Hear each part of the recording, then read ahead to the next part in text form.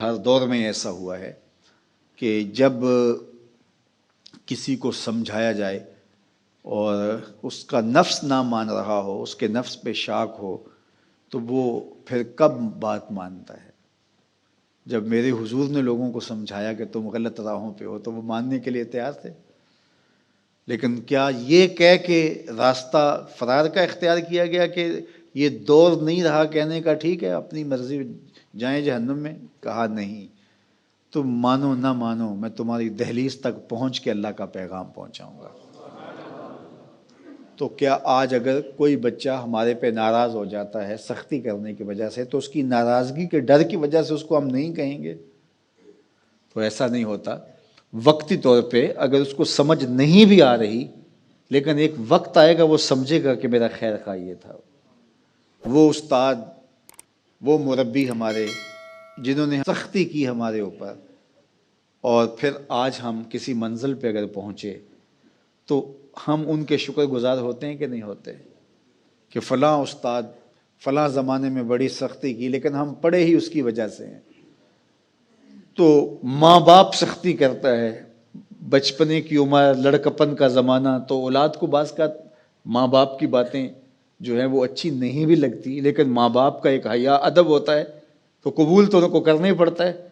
اس وقت وہ کہتے ہیں شاید ماں باپ ہمارے پہ ناجائز سختی کر رہے ہیں، لیکن ایک وقت آتا ہے تو وہ سمجھتے ہیں کہ ہم سنور کے نکھر کے جو معاشرے کا حسن بنے، یہ ماں باپ نے تراشا تھا تو ایسے بنے، پھر وہ ماں باپ کے شکر گزار ہوتے ہیں۔ تو اس لیے آپ کسی سے ہمدردی کریں تو وقتی طور پہ تو اس کو تکلیف ہوگی، لیکن بعد میں آپ کا شکر گزار ہوگا۔ علامہ رومی نے اس پر ایک بڑی خوبصورت مثال دی۔ کہتے ہیں ایک شخص درخت کے نیچے لیٹا ہوا تھا اور خراٹے لے رہا تھا۔ ایک چھوٹا سا سانپ آیا اور اس کے منہ کے اندر گھس گیا، اور ایک شخص گزر رہا تھا، اس نے دیکھ لیا۔ وہ بڑا پریشان ہوا کہ اگر میں نے اس کو بیدار کر کے کہا کہ تیرے اندر سانپ گھس گیا ہے تو یہ خوف سے مر جائے گا، اب کیا کروں؟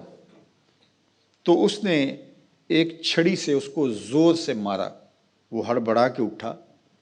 کیا ہوا؟ اس نے ایک اور چھوڑی، اس نے بھاگنا شروع کر دیا، وہ بھی اس کے پیچھے بھاگنے لگا۔ اس کی رفتار کم ہونے لگتی تو ایک اور مارتا۔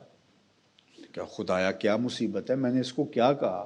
میں تو آرام سے سویا ہوا تھا درخت کے نیچے، لیکن وہ ایک دم گھبراہٹ کا شکار آگے بھاگتا چلا جاتا ہے۔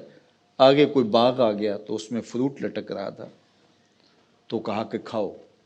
عجیب آدمی ہے، مارتا ہے اور کہتا ہے کھاؤ۔ اس نے کھایا، کہا اور کھاؤ۔ اس نے کہا بابا بس میری بس ہو گئی، کہا نہیں اور کھاؤ۔ اس نے اور کھایا۔ ساتھ جو ہے وہ پانی کا کنواں تھا، کہا یہاں سے پانی پیو۔ اس نے تھوڑا سا پانی پیا، اس نے زور سے ڈنڈا مارا، اور پیو۔ اس نے اور پی لیا۔ رومی کہتے ہیں کہ وہ بندہ بڑا حیران کہ عجیب میرا دشمن ہے، کبھی مارتا ہے، کبھی پھل کھلاتا ہے، کبھی پانی پلاتا ہے۔ اس نے کہا میرے سے اور نہیں پیا جاتا۔ اس نے کہا پیتا ہے کہ نہیں، ایک اور چھوڑی۔ تو اس نے اور پانی پی لیا، کہا چلو دوڑو۔ جب بندے نے کچھ کھایا ہو تازہ تازہ اور دوڑے تو پھر جو حالت ہوتی ہے وہ آپ سے مخفی نہیں ہے۔ تو پھر دوڑنے لگا، تو آگے جب گیا تو کوئی ٹھوکر لگ گئی۔ پانی پیا تھا بھرپور اور فروٹ کھایا تھا، اور پہلے بھی دوڑ بھاگ کے آیا تھا، اب بھی دوڑنا شروع کر دیا، اور پیچھے سے جو ہے وہ ہاتھ میں ڈنڈا پکڑا، اور وہ رحم کاری نہیں رہا۔ تھوڑا سا ڈھیلا ہونے لگتا ہے تو زور سے مارتا ہے۔ دوڑتے ہو کہ نہیں دوڑتے؟ تو ٹھوکر لگی، گرا، ساتھ ہی کہہ آئی اور سانپ نکل کے باہر آ گیا، اور وہ لہراتا ہوا جا رہا تھا۔ اس نے اس کو پکڑ کے سینے سے لگا لیا، کہا میں تیرا دشمن نہیں تھا، لیکن تیرا علاج یہی تھا۔ تو میں نے تجھ کو اتنا مارا ہے، میں تجھ سے معذرت کرتا ہوں۔ اس نے کہا میں تیرے سے معذرت کرتا ہوں جو مجھے تیرے پہ غصہ آتا رہا، اس لیے کہ تو میرا خیر خواہ تھا۔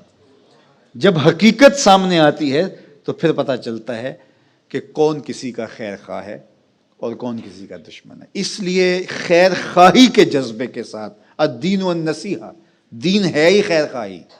تو خیر خواہی کبھی اس طرح ہوتی ہے کہ آپ کسی کی خیر خواہی کر رہے ہوتے ہیں، اسے لگ رہا ہوتا ہے کہ یہ میری خیر خواہی کر رہے ہیں، اور وہ آپ کو اس وقت ہی شکر گزار ہوتا ہے۔ اور کبھی ایسا ہوتا ہے آپ اس کی خیر خواہی کر رہے ہوتے ہیں، اس کو نہیں لگ رہا ہوتا کہ یہ میری خیر خواہی کر رہا ہے، اس کو غصہ آ رہا ہوتا ہے، لیکن جب اس کو بعد میں سمجھ آتی ہے کہ اس نے میری خیر خواہی کی ہے تو پھر وہ آپ کا شکر گزار ہوتا ہے۔ اور کبھی ایسا ہوتا ہے اس کو بعد میں بھی نہیں پتہ چلتا اس نے میری خیر خواہی کی ہے، لیکن تمہارا رب جانتا ہے، وہ اگر رائی کے دانے کے برابر بھی نیکی ہو اور وہ کسی پہاڑ میں بھی ہو تمہارا رب اس کو بھی لے آئے گا۔ اس لیے لوگوں کے ساتھ حسن سلوک کرو اور نیکی کا حکم دو، لوگوں کی بہتری کا سوچو، تو اس سے تمہارا رب تم سے راضی ہوگا۔